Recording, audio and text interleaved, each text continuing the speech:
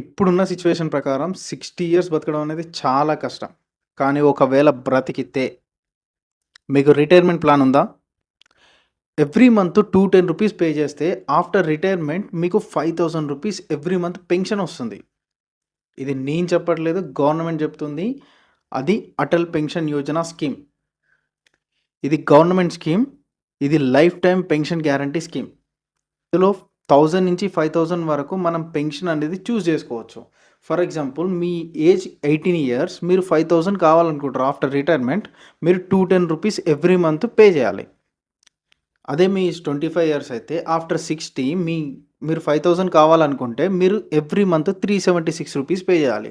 అట్లా మీ ఏజ్ని బట్టి అండ్ మీరు ఎంతైతే పెన్షన్ కావాలనుకుంటున్నారో దాన్ని బట్టి మీరు ఎంత పే చేయాలనేది ఫిక్స్ అవుతుంది.